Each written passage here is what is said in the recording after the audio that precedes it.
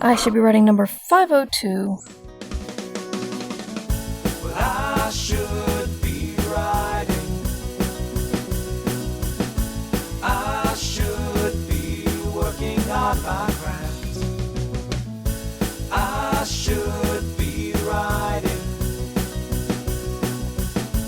I should be submitting my next draft. But I'm sitting home watching Doctor Who.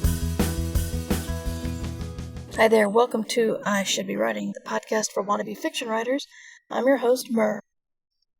And I've been wanting to talk about the imposter syndrome police for a while. It's a weird thing. Imposter syndrome is something you get when you actually have some success somewhere, but you don't think you deserve it, or you think it was a fluke, or you think someone screwed up somewhere. And eventually, people are going to come to their senses and figure out that you're a big fraud. And then they're going to take away whatever you've accomplished in that time.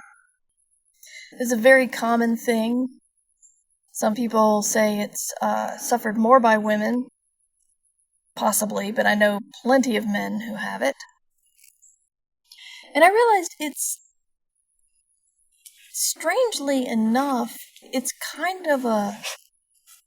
What's the word I'm looking for? Selfish isn't right. I guess self-centered. It's a self-centered view of the world. There's a anecdote that goes around by about an editor who's not really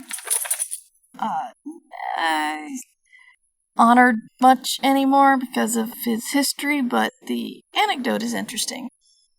Where he was at a con with another writer, with a writer, and it came up that the guy was a writer. And the editor said, well, how come I haven't seen any of your stuff? And the guy's like, well, my stuff's definitely not good enough for your magazine. And he said, how dare you decide what's right and what's wrong for my magazine? That is my job. And when you're having that imposter syndrome problem, what you're doing is you're saying that you're the only one who's right about your work. That everybody else is stupid. Really, you are calling people stupid because you're saying that they've been fooled by whatever you pulled on them. I think I was trying to mix metaphors there. Pulling something off and pull the wool over somebody's eyes? Is that the thing? Anyway, I'm saying you fooled them. You're basically calling them stupid because you successfully fooled them, but now you're worried they're going to find out. I had a lot of weird feelings when I first started to get award nominations. Again, in that I don't deserve this kind of thing. But something occurred to me at one point when I realized that I can't control other people. And we usually say that in negative terms. Oh, the people are going to do whatever they're going to do. You can't control them. But that's also can be taken in positive terms. You can't control whether an editor buys your story or not.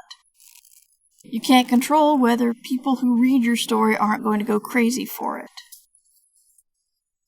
You can't control if you write a story about your cat and it gets tons and tons and tons of attention, but the story you put your heart and soul into got a polite 3 stars out of 5. Our job is to create. What other people do with that is on them. So, just remember, when you're having imposter syndrome, what you're really doing is you're telling the world that you know better than everybody else. That you're a con man or woman or person, they're a mark, and eventually they'll find out, and all you have to do is hope that you've left town with the jewels by then. So you're going to have to trust people when they tell you that something's good. It's okay to do that. Now that summer's here, I'm starting to run again. And of course, I waited until the heat got to where I have a very small window in which I can run. But I'm working with that. And I got started paying premium for Runkeeper. Yes, this does get into writing again. Trust me. I'm paying premium for Runkeeper so I can get a Couch to 5K coaching series. What I didn't like about it was the fact that the woman, the coach, talks almost all the time. And some of it's useful, and some of it's just, why are you telling me to play my music when you're talking most of the time? But one thing she said is set an intention, get a mantra. And I'm like, I've heard that so many times. I've heard that said in yoga. I've heard that said in running. And nobody tells you what it means. It's kind of like when you watched acne medicine commercials. I don't know why this is the explanation or example that just came up in my head. But when you would watch acne medication commercials and they would be talking about how wonderful it is, and they'd say all the words you understand, like clears skin and removes blemishes and pimples and stuff. And then they'd say non-comedogenic. And then so many other acne medicine commercials would also say non-comedogenic. And then somebody said, like they had the actress being like a teen girl saying, and it's non-comedogenic. That means it won't clog pores. And I sat there going, you're right. They've said non-comedogenic so many times and they never told us what that meant. That's baffling. So I was, actually did some work trying to find out what an intention is. Usually my intention is, I'm going to do yoga because I want to do yoga. That's my intention, is to do this yoga thing. Or, get more flexible or stronger. But it rarely goes beyond that. But, like, the yoga teacher in the classes would always be like, set your intention. Which is annoying. When they never tell you what that is. But yesterday, the extraordinarily chatty running coach said something about a mantra. And as I was running, I was thinking about the fact that one thing, okay, I would say she's half helpful, half annoying. One of the other helpful things she says is, all you have to do is finish. The hard part's over. The hard part is starting. And once you get out there, you do the run. If you don't do it very fast, it's okay. But you do it. And that's when I realized that I'd won just by starting. I had won today's exercise challenge just by putting on my shoes and getting out the door. And that actually helped me go. And I thought, what if I can apply that to writing? Because I've been really, really stuck in getting that horrible, dread, sickening feeling in my stomach when it was time to get to work on my book. And I didn't even feel like it was writer's block because I've been making lots of notes and knowing what I wanted to write. But getting there, starting it, was just, that was the hard step. And this morning, I actually told myself, if I can just get started, I've already won today. And I actually got a lot of words written. I don't know how many because I'm in revision right now, so a lot of the words that I do are write a whole bunch, delete a whole bunch, write a whole bunch more, change several words within a paragraph, etc. But I'm going to keep telling myself that. If I can start, I've already won. And I got mad at myself this morning because I didn't want to do it, but I remembered I gotta.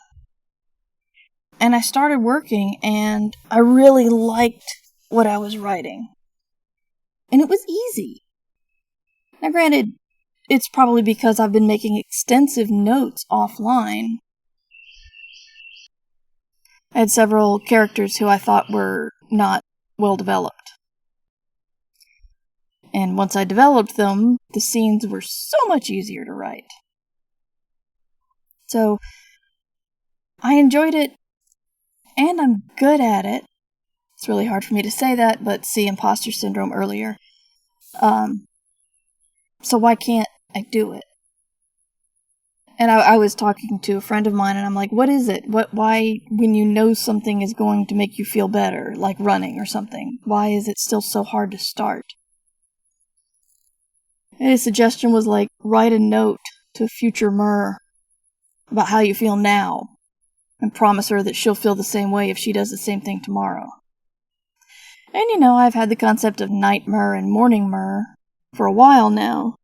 Morning Mur would like to have a discussion with Night Mur about how much wine she had. Morning Mur would like to remind Night Mur that 8 hours of sleep is a good thing, so don't stay up super late watching Ultimate Beastmaster. Hypothetically speaking. Night Mur would like to remind Morning Mur that it does us all good when you go for a walk, but Morning Mur is the one who has to go for that walk. Or run. Something in tomorrow Mur is going to have to get a note that today Mur wants to remind her that she does enjoy writing on occasion. And often what she writes is good. So, do it more. Anyway, that's my thought for the day. In America, I hope you have a good holiday weekend. I hope you stay away from other people or mask up and don't touch other people. Or you could be like me, who's going to grill some hot dogs with my family and probably play Animal Crossing like every other day.